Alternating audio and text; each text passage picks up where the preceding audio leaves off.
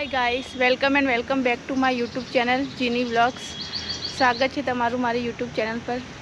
आज हूँ तमारा माटे खूब ज खास टॉपिक फुदीनाना फायदा अने फुदीनानी वावणीनी प्रक्रिया माटे बात करवा मागू छूँ। जो तमे मारा यूट्यूब चैनल पर नवा छो तो जल्दी थी चैनल ने सब्सक्राइब करो, बेल आइकन पर हिट करो और जो तमने मारा वीडियो गमता हो तो लाइक करो। आज આપણે વાત કરવા જઈ રહ્યા છીએ એક અત્યંત ગુણકારી અને લોકપ્રિય છોડ ફુદીના વિશે, જે આપણા રોજબરોજના જીવનમાં કઈ રીતે ઉપયોગી છે। આપણા રોજબરોજના જીવનમાં આપણા આજુબાજુ એવી ઘણી બધી વસ્તુઓ હોય છે કે જે આપણને એના વિશે કંઈ ખ્યાલ હોતો નથી। તો એવો જ નાનો એવો છોડ જે આપણા હોમ ગાર્ડનમાં, મિની ગાર્ડનમાં આપણે વાવણી કરતા હોઈએ છીએ, પણ આપણે એના ફાયદા વિશે ખ્યાલ હોતો નથી। तो આપણે આજે એવા જ ટોપિક ફુદીનાની વાવણી અને એના ઉપયોગો વિશે વાત કરીશું। તો ચાલો જોઈએ। અને હું તમને મારા ગાર્ડનમાં ઉગેલા એ ફુદીનાને બતાવવા માગું છું। તો વિડીયો સ્ટાર્ટ કરીએ।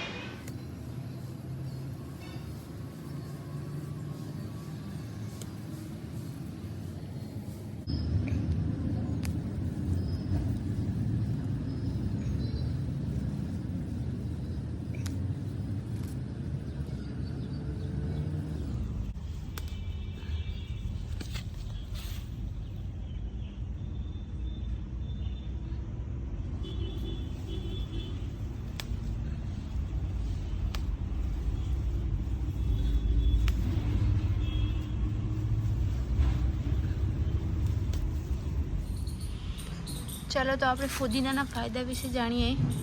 તો ફુદીનામાં વિટામિન સી, કેલ્શિયમ અને ફોસ્ફરસ જેવા પોષક તત્વો છે જે ઇમ્યુન સિસ્ટમને મજબૂત કરવામાં મદદ કરે છે। તેનો ઉપયોગ આહારમાં લેવાથી ભૂખના સંકેતોને ઘટાડવામાં મદદ કરે છે, જેના કારણે વજન કંટ્રોલમાં સહાયતા મળે છે। ફુદીનાના પાન ચાવવાથી મોંમાં થતા છાલા અને જમાડી સારવારમાં રાહત મળે છે। ફુદીનાના પેટ અને આંતરડાના અલ્સર અને ગેસ્ટ્રિક જેવી સમસ્યાઓમાં રાહત આપશે। ફુદીનાના પાનમાં રહેલા રાસાયણિક તત્વો બળતરા અને સોજા સામે લડવામાં મદદ કરે છે। માથાના દુખાવા અને માઇગ્રેશનમાં ફુદીનાનું તેલ ઉપયોગી છે। ફુદીનામાં રહેલી મેન્ટલ રાસાયણિક તત્વો પેટના દુખાવા અને હિંચકીમાં રાહત આપે છે। ફુદીનાની સુગંધ અને તેની ઉષ્માને કારણે શ્વસન સમસ્યાઓમાં રાહત મળે છે। તે શ્વાસના માર્ગને સાફ કરે છે। ફુદીનામાં રહેલા એન્ટી હિસ્ટામિન ગુણધર્મો એલર્જી લક્ષણો જેવા કે ખાંસી, ચીંધી અને આંખોની લાલાશને ઘટાડવામાં મદદ કરે છે। ફુદીનામાં રહેલા વિટામિન્સ અને એન્ટીઓક્સિડન્ટ તત્વો શરીરમાં ઝેરી તત્વોને દૂર કરવામાં મદદ કરે છે। ફુદીનાનો ઉપયોગ આપણે વિવિધ પ્રકારની ચટણી, સલાડ, સેન્ડવિચ વગેરેમાં ઉપયોગ કરવામાં આવે છે। ફુદીનાના પીણા પણ બનાવવામાં આવે છે। ફુદીનાનો ઉપયોગ આઈસ્ક્રીમ, પેસ્ટ્રી અને મીઠાઈના સ્વાદ વધારવા માટે પણ ઉપયોગ કરવામાં આવે છે।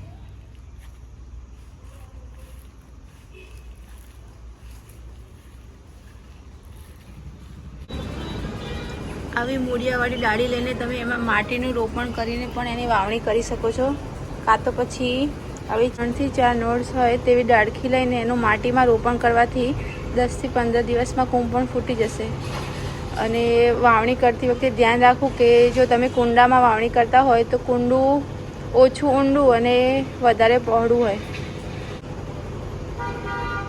કેમ કે ફુદીનો જે હોય છે એ ફેલાય છે જમીન ઉપર। તો જો જમીનમાં વાવણી કરતા હોય તો કંઈ વાંધો આવતો નથી, પણ જો કુંડામાં તમે એની વાવણી કરતા હોય તો આ ધ્યાન રાખવું ખૂબ જરૂરી છે।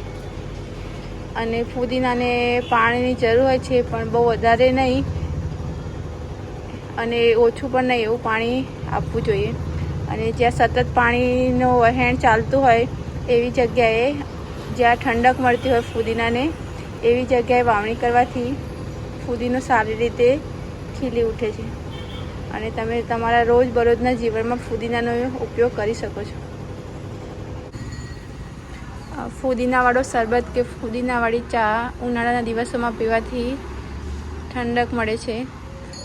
અને અત્યારે જે ઉનાળો ચાલી રહ્યો છે તે પ્રમાણે આપણે ફુદીનાનો શરબત પીવો જોઈએ, જેથી ડિહાઇડ્રેશન જેવી તકલીફ જે થાય છે બધાને તે થાય નહીં।